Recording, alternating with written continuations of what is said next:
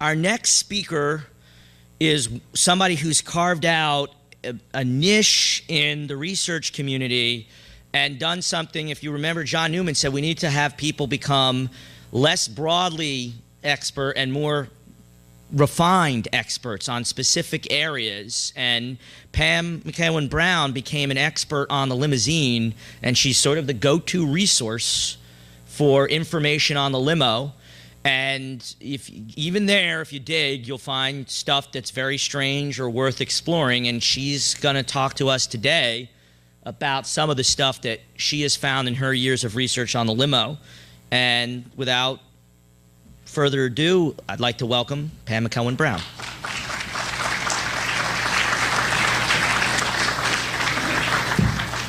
Thank you, Stuart. Good afternoon, ladies and gentlemen. It's an honor to be here today, and I wish to thank Deborah and Larry and Stu and everyone at JFK Lancer for making this opportunity possible to me. I'm also pleased to have a slot following the ceremonies at Dealey Plaza. It seems to me, yesterday, I don't know about you, but yesterday for me was a little bit traumatic.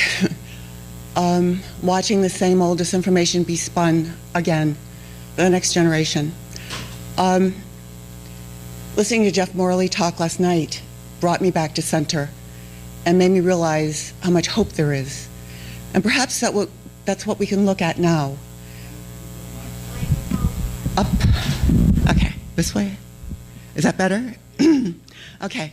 Perhaps this is what we can look at now, more to the hope of Dallas and a little less to the tragedy.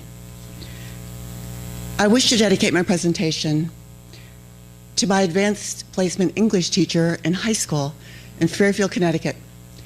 Her name was Evelyn Copeland.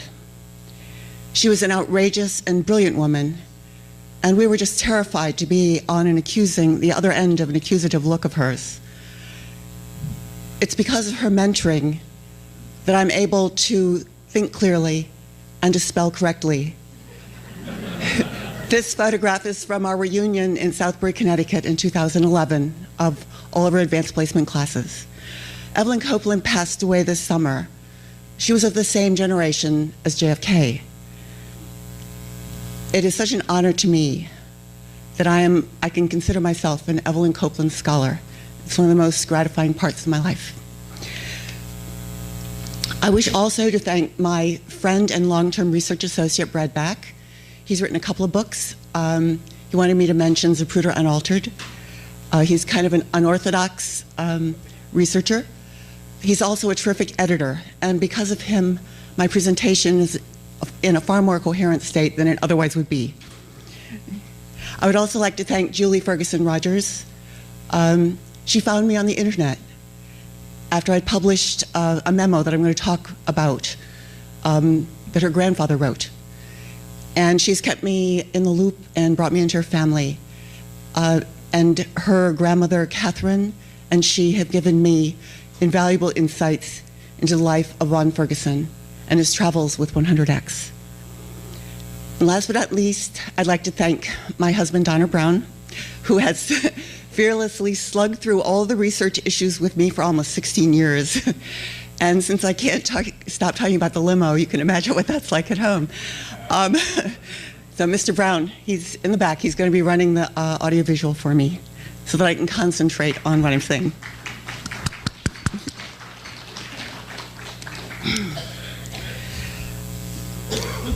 As many of you already know, I tend to be something of a spare tire in the research community. My positions tend to cause controversy, and at times they've created some rather intense arguments. All things considered, that's quite understandable. This is the limo, after all.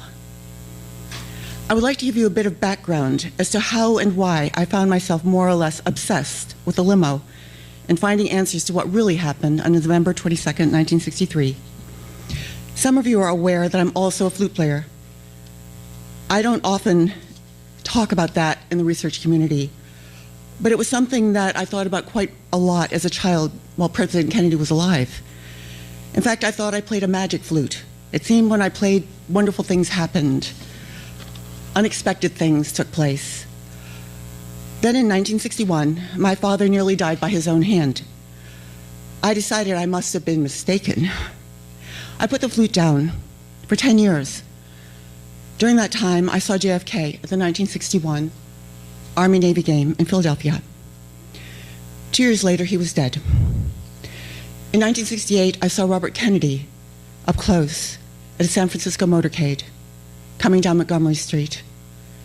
A few days later, he was dead. In November of 1964, in New York City, a friend of mine showed me a small ad about a viewing of the David Wolper film, 1,000 Days, about the JFK administration. It had been prepared for the 1964 Democratic Convention. Then the ad said they would also show the famous Zapruder film. The two of us went on the first night. We were among the first to arrive and sat in the front row of the Charles Theater on the Lower East Side.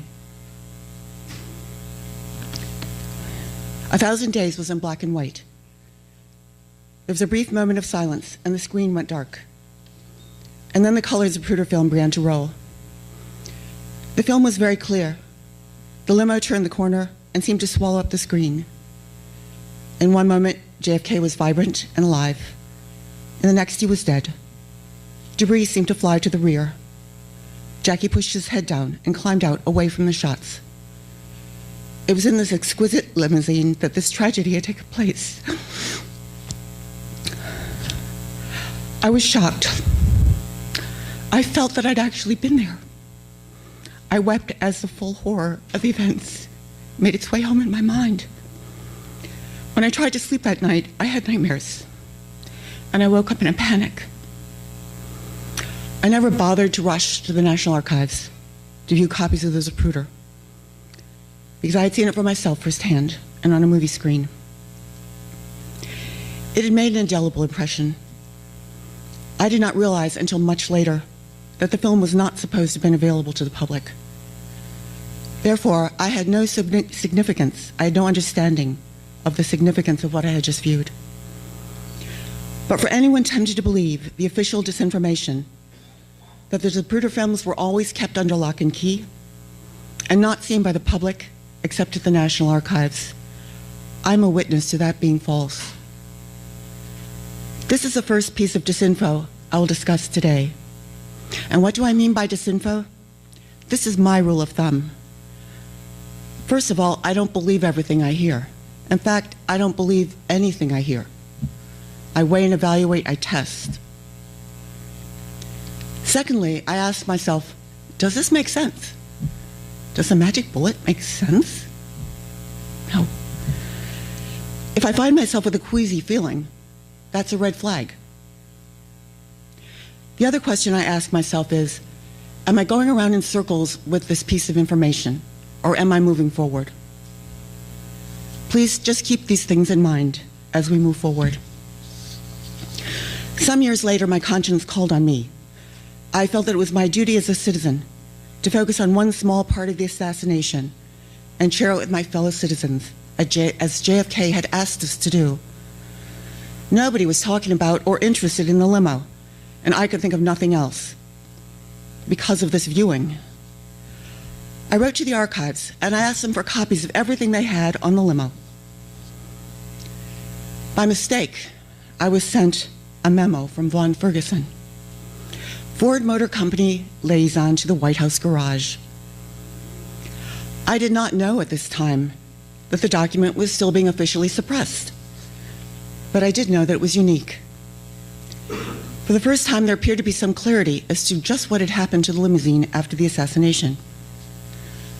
To this day, I believe this memo to be one of the central documents of the assassination. I began a website on the limo in 1997, and in 1998, I published this document. A furor ensued. I had no doubt there was good reason this document had been suppressed.